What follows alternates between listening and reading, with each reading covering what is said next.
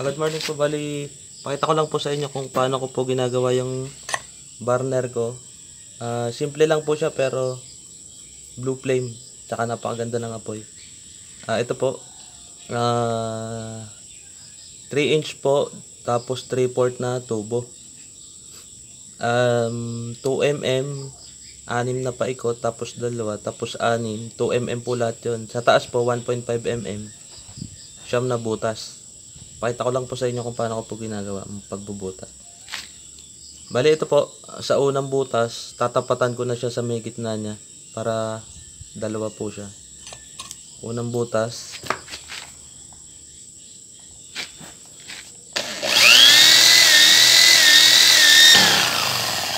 Pangalawa. Bali ito pong ano natin, drill bit natin 2 mm.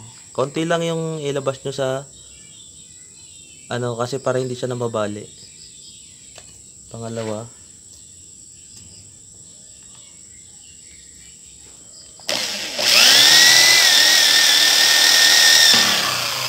Pangatlo.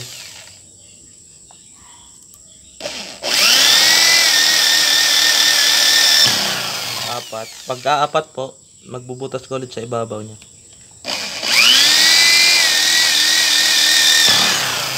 Para po yung butas dito tsaka dito tapatan siya, kabilaan. Paapat. 5.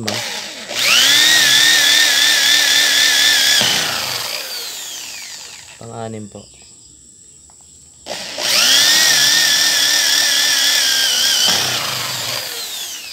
Ayan. Bali po ang haba nito, 3 inch, di ba? Hinati ko siya sa 3. Ito yung ilalim niya para hindi siya masyadong mababa sa overflow kapag napaparami yung langis ng chamber, hindi siya masyadong nag-overflow. Tapos tested ko na kasi yung ganito kababa na 1 inch, tapos 1 inch, 1 inch. Sa pangalawa pong pangatlo, 6 din po. Bali alternate mo siya sa dalawa na to. Yan, pakita ko po, 'di ba dalawa? Itatapat mo siya sa gitna, bali alternate siya yung buga ng apoy niya. Una.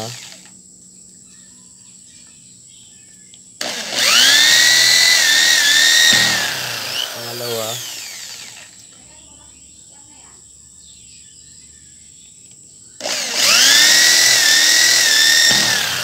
Tatlo.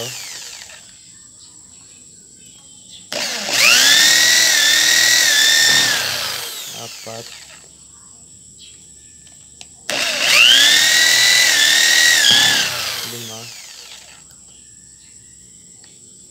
5. 6. Bali tig-6 po siya na 2 mm. Tapos ito, dalawa sa gitna. Tapos dito sa pinakataas, siyam po siya. Upward po siya yung butas niya.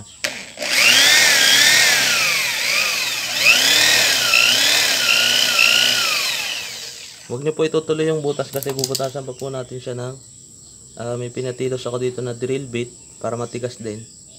1.5 mm yung taba niya. Ganyan. Para yung buga niya pataas. 9 na butas po yan.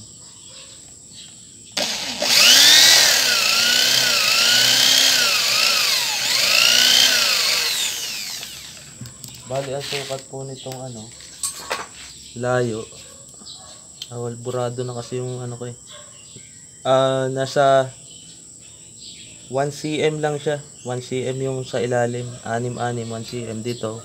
Bawasan nyo po ng sa 1 cm para magkasya yung 9 na butas. Sa pinakataas.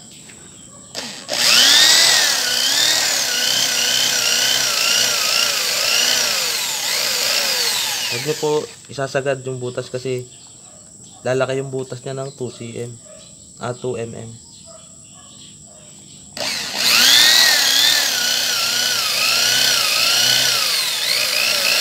Dahan-dahan lang. Tansyahan lang na para hindi siya lumagpas dun sa tubo.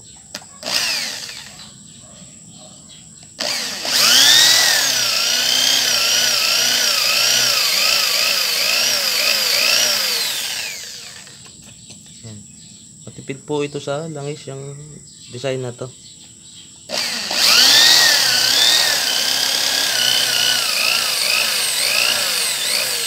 Patak hanggang twice drop per second lang yung gamit nito.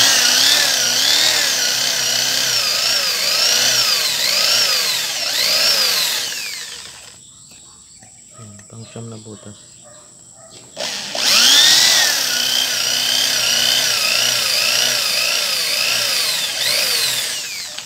After nyo po mabutasan ng ganyan, hindi siya nakabutas ng tuloy. Bubutasan po natin siya ng ginawa natin na ano. Kasi po mahal ang drill bit na maliit. Tsaka mas maganda po yung pag ganito kasi medyo malaki yung ibabaw niya, tapos sa gitna ano siya, 1.5 mm lang. Ayan. Tsaka humahaba yung pinakabutas niya, hindi siya yung diretso na butas. Kaya nagpe-pressurize yung hangin niya.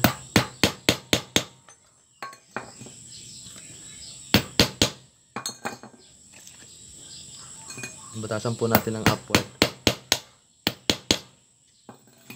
Kita niyo po. Ayan.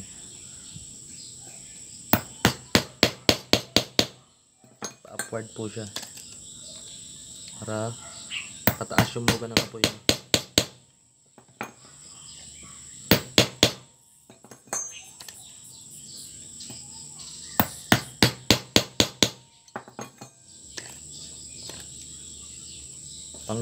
Panglahatan na po ang burner na to.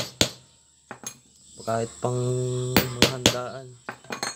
Depende po sa timpla nyo ng blower at saka langis. Gusto nyo mahina ang patak, mahina ang blower. Pag po gusto nyo ng malakas na apoy, medyo damihan nyo yung langis, then taksan nyo si blower. Napaganda po ng apoy ng kalalabasan. Depende po yun sa pagtatansya natin ng langis at hangin. Ayan na po, okay na po ito. Ganyan po lahat nung gawa natin. Pare-parehas po yung butas nyo. Pare-parehas po yan. Lahat po ng design natin, ganyan po. Simple lang gawin siya. Tatakpan mo lang siya sa ibabaw. Tapos ganyan na po lahat ng butas nyo. Simple lang siya, madali lang gawin, pero solid yung apoy nyo. Tested na po. Ayan, marami po akong gagawin ngayon. Tatlong kalan yung order sa akin, tapos isang burner lang, chamber with burner na may oil pot tsaka air pot. Ngayong araw po, bukas po out for delivery na po yun. Yan na lang po, pasubscribe na lang po para po sa marami pa po nating video about sa use oil kalan, mga paano ko po ginagawa, para po do sa mga nag-i-start pa lang magawa ng use oil kalan, na may ano po kayo, meron po kayong idea kung paano gumawa ng magandang apoy na kalan. Ito po tested na to kasi seller po ako ng use oil kalan saka burner na may chamber. Yan, yung isang set lang na ano. Ayan po, salamat po.